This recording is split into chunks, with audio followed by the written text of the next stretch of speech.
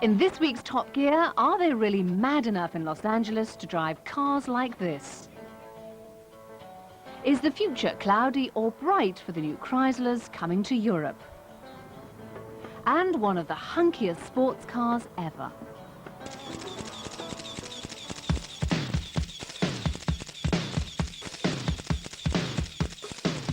Oh, to be a model to earn loads of money and be loved by all. But for lasting appeal, looks aren't everything. Surely it's personality that counts.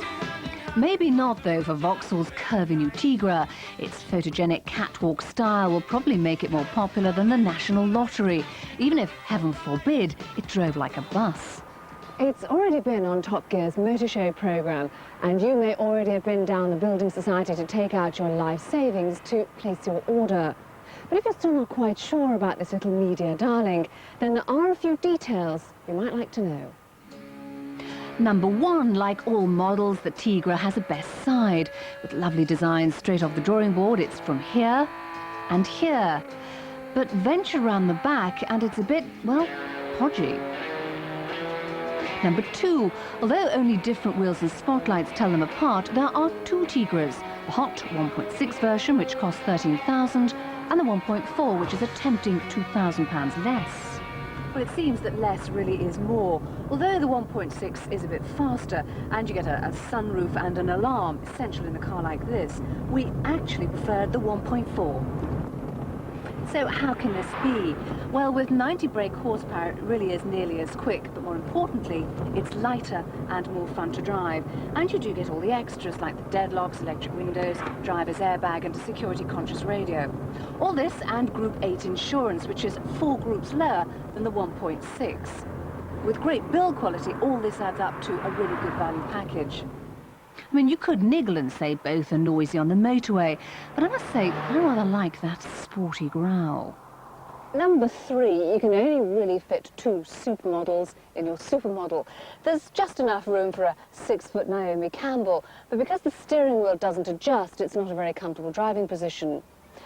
The seats aren't very comfortable and they're pretty thin too. Now, Vauxhall says that's to make getting in and out a lot easier, but I'm not so sure. The thing, though, that really annoys me is the never-ending struggle I seem to have with the seatbelt. In fact, the easiest way is to open the door. As for the rear, well, the price of all that style is virtually no room at all.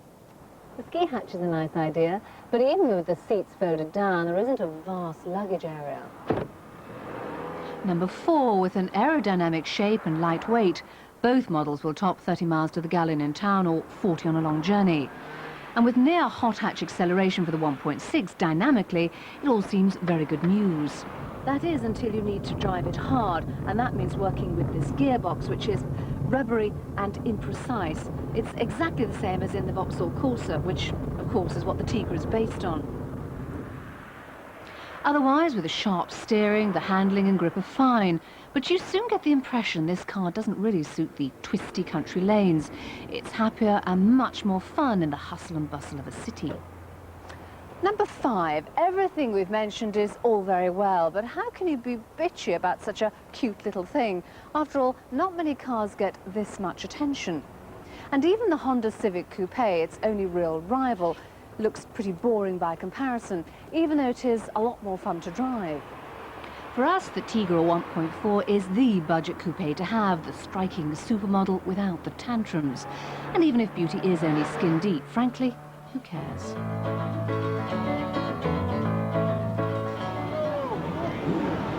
It's Saturday night on Hollywood Boulevard here in Los Angeles, and if you stand here long enough, well, you'll either get arrested, run over, or propositioned, and possibly all 3. But you'll also see every size, shape and colour of car ever made.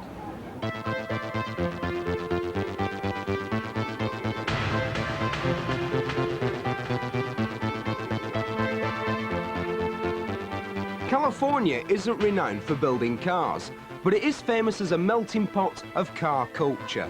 What they drive today, the world drives, well, maybe not tomorrow, but perhaps in a year or so. But there is one kind of car that will only ever make sense right here in Los Angeles.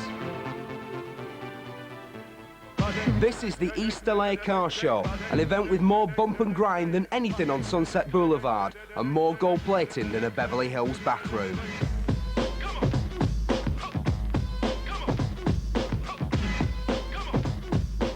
Over half of the population of Greater Los Angeles is of Hispanic descent. These people have their own clothes, their own music, their own language, and they have their own cars. They call them lowriders. Where did this notion of lowering the cars come from? How did that happen? Oh, this came way back. I would say early 50s to late 50s. What they used to do then was take the springs out of the cars. And they cut the middle part out of the spring, wouldn't they? Or would they just No, replace... they just remove the springs. Just remove them Just totally? remove the springs, yeah. What, and just run low tyre pressure and... No, you get a smaller tire than what the car was equipped with. But they did remove the springs, and you know, you had a really terrible ride. Yeah. I mean, things have gotten better since then. So do you just cruise? Yes, we cruise. We get together. We go to the park. We chauffeur in weddings. A lot of times we chauffeur in weddings. The people in the wedding party dress up the style, zoot suit style in the 40s. The girls dress up in the dresses they had at that style. Sometimes the dances, they use the type of music, I guess you would say jitterbug style. And basically they just try to relive the culture from back in the 30s and the 40s. Come the 60s, low and slow just wasn't enough. The stakes have been raised, and if you wanted to be the best in the barrio, you better come with great plating, great painting, and wheels like you just wouldn't believe. What does it mean to be a lowrider? Well, to me it means a lot. You know, I've been lowriding since I was 16. You know, I started off with a bike, and I ended up with, you know, I moved up, graduated, as they say. I graduated, you know, to this kind of car. I always wanted one. This was my dream. But what really makes a lowrider is what's hidden. A trunk full of batteries and hydraulic rams that enable the cars to jump. When a few lowriders get together, guess what? They love to show off, and then you've really got something worth checking out.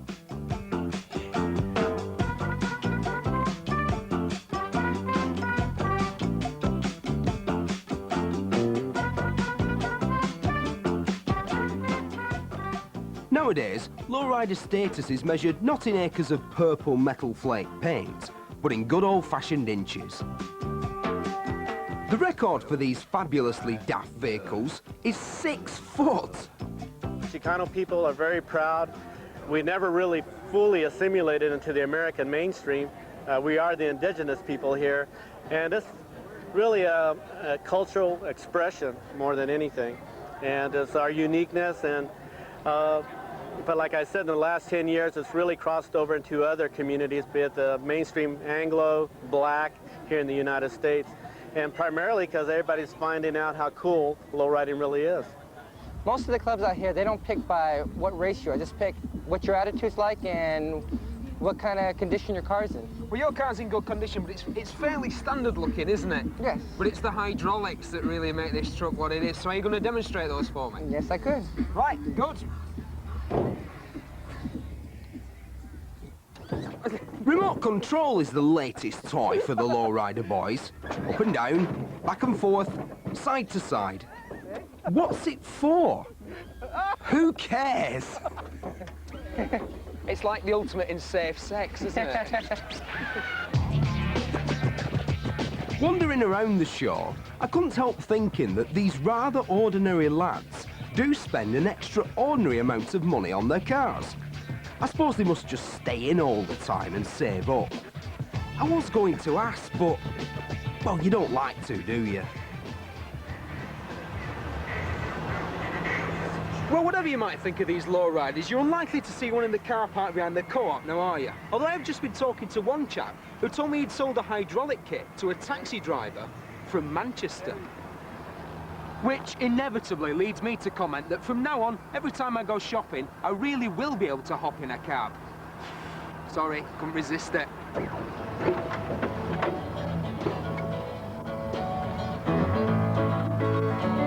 Sorry, couldn't resist it.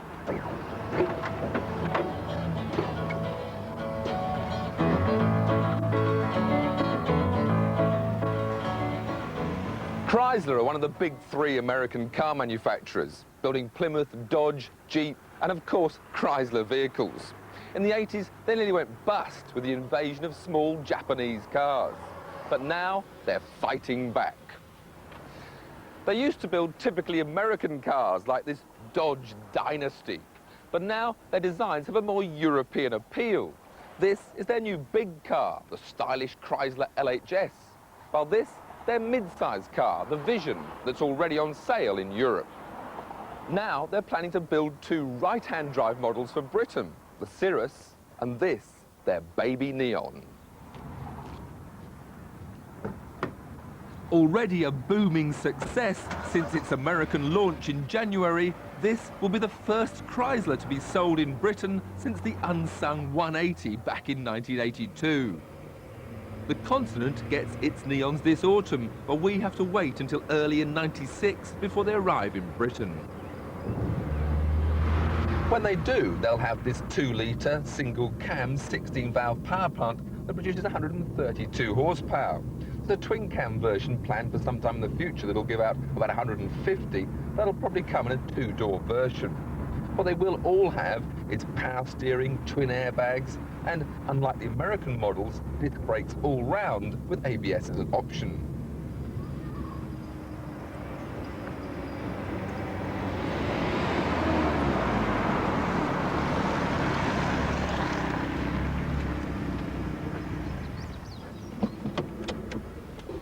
Whichever size you're thinking of, there's certainly enough room for the driver in the front. But the boot space isn't up to Mondeo class, and in fact, it's not even as big as that of an Escort.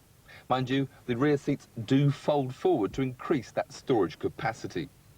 Chrysler's cab-forward design concept provides the perfect driving position and excellent all-round visibility, whilst the interior on this American model has a both attractive and high-quality finish.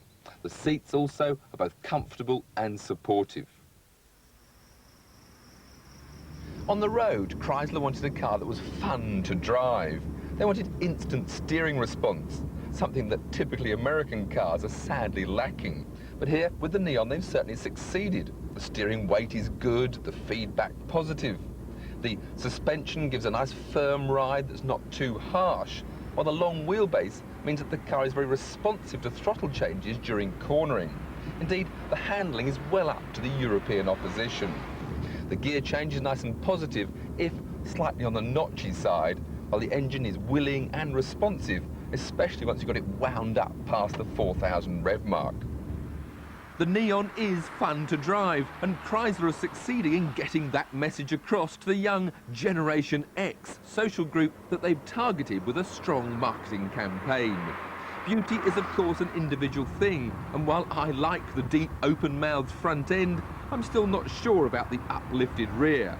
But then, sadly, I'm not part of Generation X. They're still in their 20s.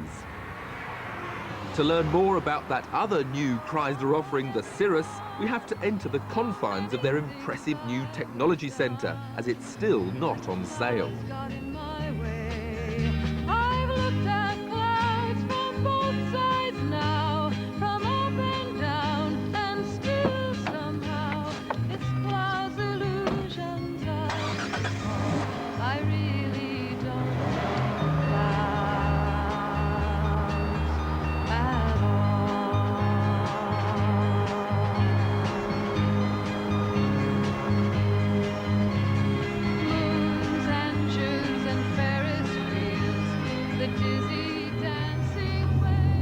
The Cirrus is being launched in the States this autumn, but we won't be getting it until sometime in 1996.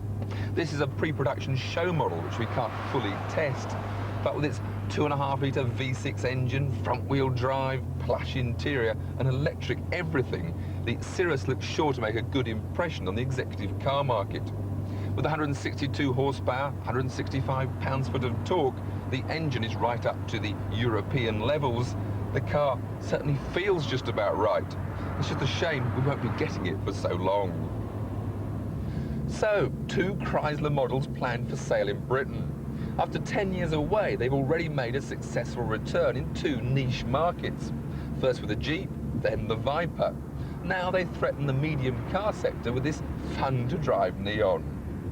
Mind you, fun to drive it might be, but it's not the sort of sports saloon that you want to put on a racetrack.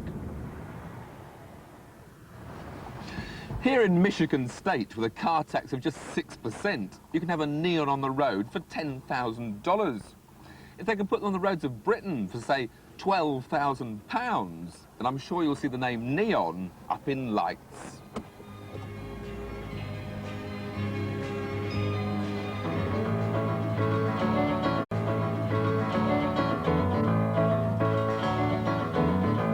The country's biggest spectator event, the Network Q RAC Rally, took place this week, and for the 4th year running, Britain's hopes lay with 26-year-old Colin McRae and his co-driver Derek Ringer.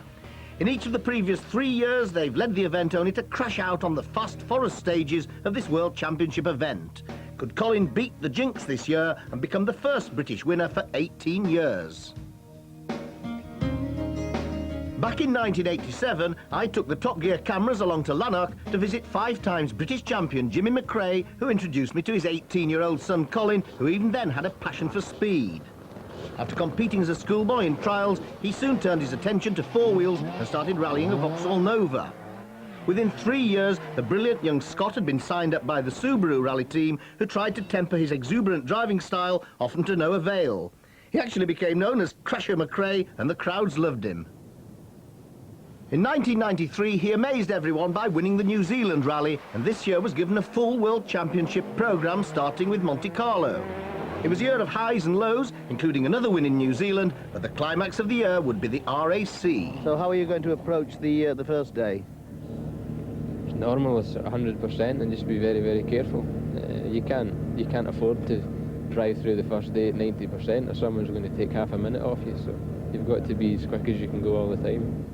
Almost immediately, he showed the opposition a clean pair of heels. With driving like this, the Flying Scot set a blistering pace to lead the 190-strong field at the end of the first day. After sections in England, Scotland and Wales, he held a comfortable lead of nearly 2 minutes by Wednesday morning. 6 left, 30, crest and turn, very tight to your turn right. I think now we've got quite a comfortable lead now, so maybe just back off a bit and get to the end without making a mistake.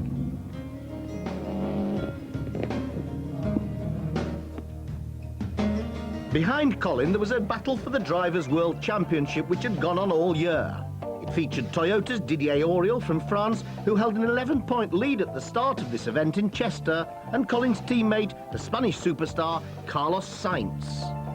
The odds looked distinctly in the Spaniard's favour as he held 2nd place on the RAC with some very aggressive driving.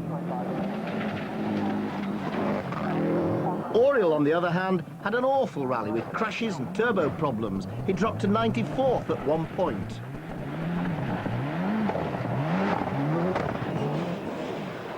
On the last day, though, it all fell apart for Carlos as he crashed his Subaru Impreza into the Welsh scenery in the treacherous Dovey Forest. Although enthusiastic spectators lifted the car back on the road, the title chase was over, and Didier Auriol coasted home to take his first ever World Championship title. And it was a good rally for British drivers. David Llewellyn's Astra was placed 11th. Gwyndaf Evans in an Escort won the Formula 2 award. Johnny Milner scooped the Group N award in his Escort. The popular Simonite sisters from Bradford became the darlings of the crowds and finished their first international. Just wonderful to get to the finish, and being 51st is better than we ever expected. Have you enjoyed it? Yes, I have very much. I'm a bit fed up now. It's all over. 20,000 people turned up at Chester Racecourse yesterday afternoon to cheer home Colin McRae and Derek Ringer, who are now, without doubt, among the very best rally crews in the world. And remember, there's still a chance to win the road-going version of David Llewellyn's rally car by entering our competition. All you have to do is answer the following question. What make of car won the RAC Rally for 8 consecutive years from 1972 to 1979? Was it A, Audi, B, Ford, or C, Saab? Call us on 0891 11 44 88, and we'll be announcing the winner in Top Gear next week.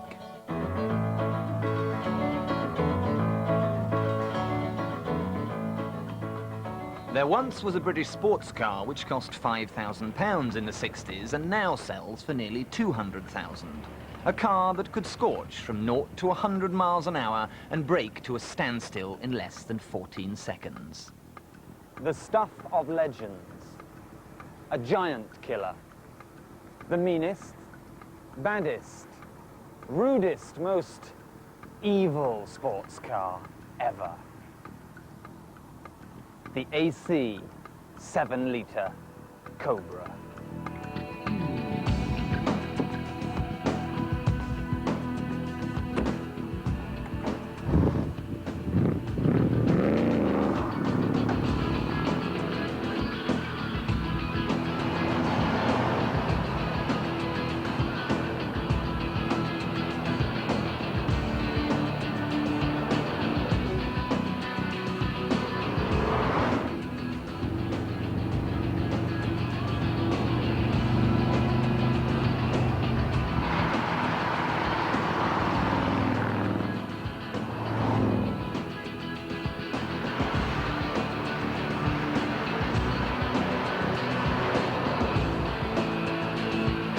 Back in 1953, AC cars launched their stunningly beautiful Ace.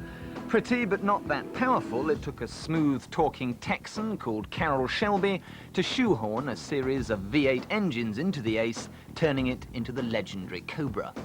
The most outrageous of which was the 427.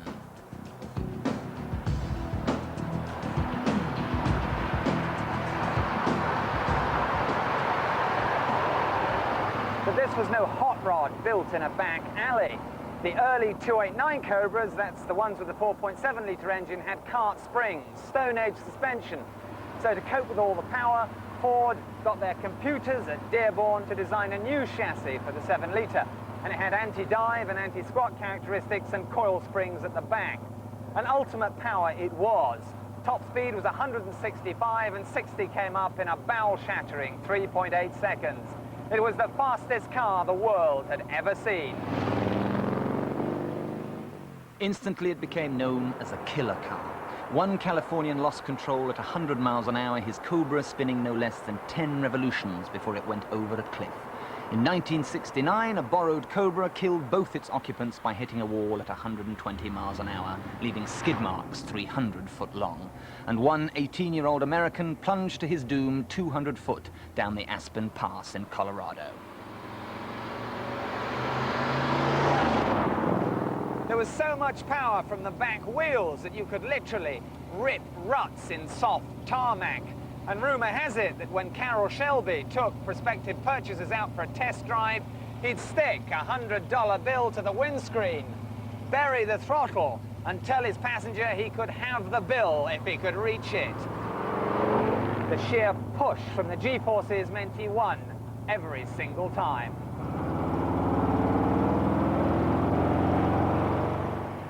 And despite officially stopping production in 1967, replica Cobras are still made here at the AC factory in Weybridge, Surrey.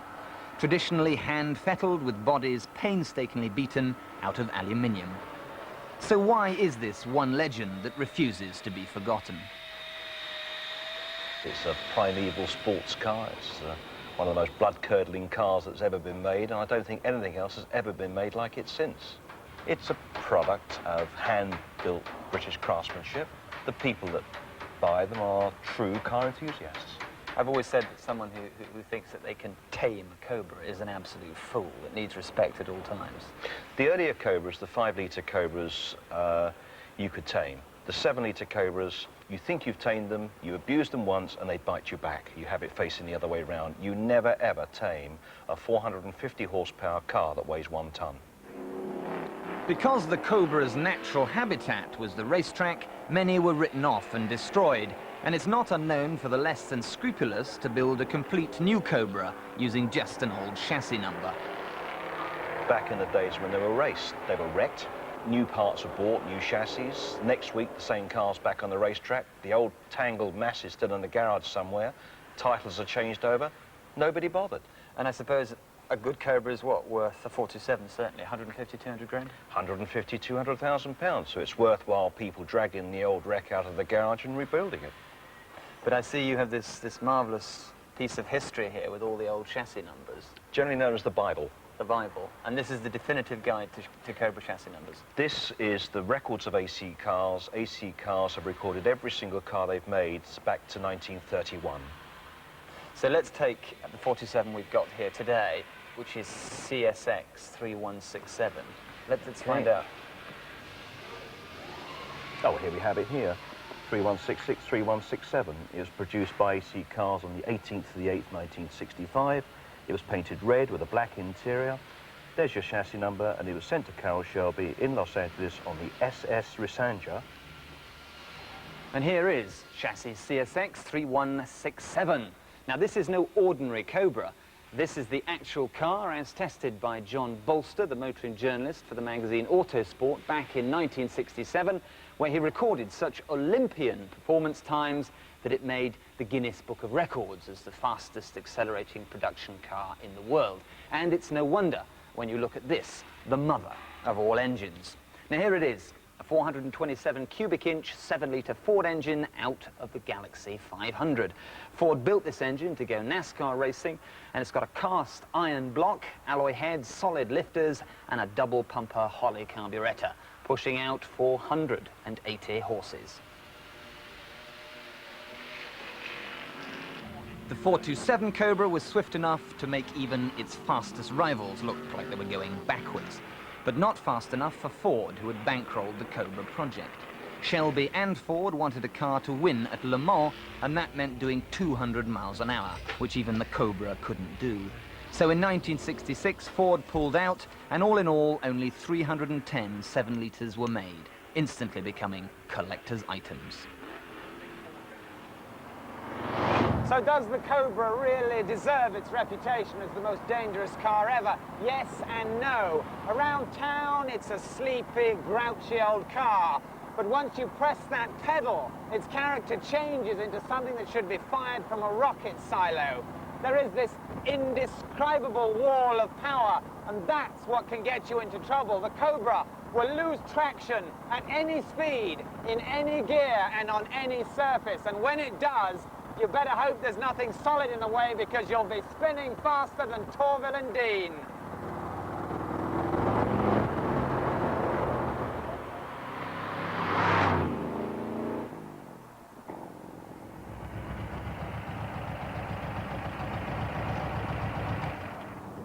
So there it is.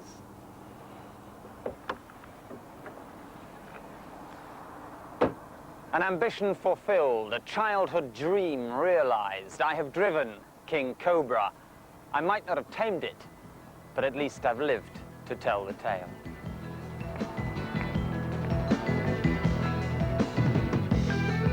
Next week, the new small BMW is it perfectly formed. Jeremy takes a crash course in touring car driving and scooting around with Steve Berry.